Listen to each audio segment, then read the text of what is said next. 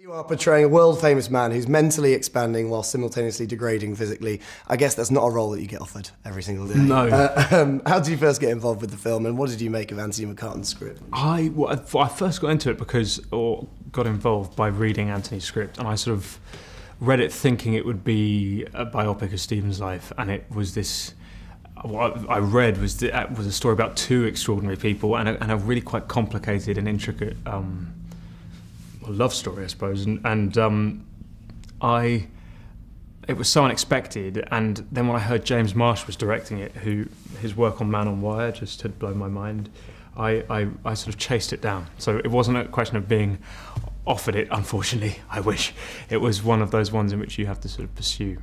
And I imagine you felt a bit of a responsibility to play such a scientifically and culturally important, iconic figure who's still alive, of course. Were you at all intimidated when you went into it? I was, yeah. I've got to say, intimidation and a sense of responsibility was a driving fear and driving force behind this. It's interesting with film because it's just, I am one of those people that what I see on film I kind of believe, like I think it's real.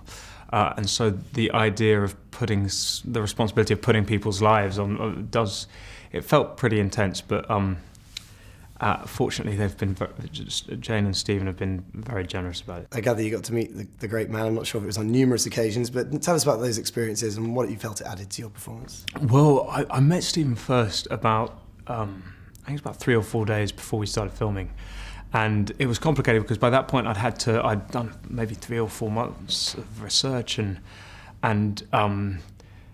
by this, but you really know the intricacies of someone's life, having read and researched so much. So actually, when I got to meet him, it was that embarrassing thing where I sort of knew too much, and I ended up making a complete fool of myself. That when you meet Stephen, there's a very unique rhythm in the way that he talks. It takes him a while to communicate, so there are long pauses, and I have I've filled those pauses with information about him to him, so it was pretty humiliating. Of course, a lot has been made of the physicality of this role. Very demanding, I imagine, and for me, the fact that it called for a conveyance of Stephen's condition across the 25 years, but I gather not like any normal film, not shot in chronological order. So talk to us about the challenges of preparing for that and how challenging it was to actually execute it on set. Well, with film nowadays, you basically don't really have the option to film chronologically. It's very rare anyway. And so I knew from the outset, from when I was cast, I had 4 months to prep. And I approached it, I ended up working with a dancer, a woman called Alex Reynolds, and I sort of approached it like the different stages of his physicality, like a dance, in that way that when you learn the steps of a dance, you kind of don't know what you're doing, but once they're in you, you feel free to kind of express within those confines. And what was important for me is that the disease is entirely secondary to Stephen. As far as he's concerned, he has very little interest in it. And similarly, this story was about a human story, not about a disease. So I wanted to make sure that by the time Felicity and I were working together, that I had the physicality sort of down. So I wasn't playing the physicality, but was playing the human side of it.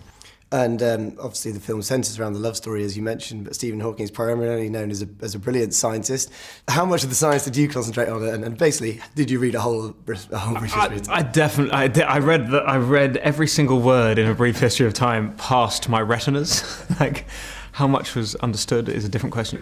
And I was very lucky to work with some very brilliant people. One of Stephen's old students, who's now a professor at Imperial College in London. I remember he was trying to sort of educate me on the intricacies of space-time and singularities, and I had to go, no, okay, imagine I'm sort of 9 years old. Let's go back to what an atom is. Let's go back to the basics. And I learned a huge amount. And I think what Anthony, the writer, did was sort of managed to distill for laymen like me what it is that Stephen's achieved. And finally, Eddie, there's some Oscar buzz surrounding this film. You've been to the ceremony before, but how much would it mean for you to go with a nomination under your belt?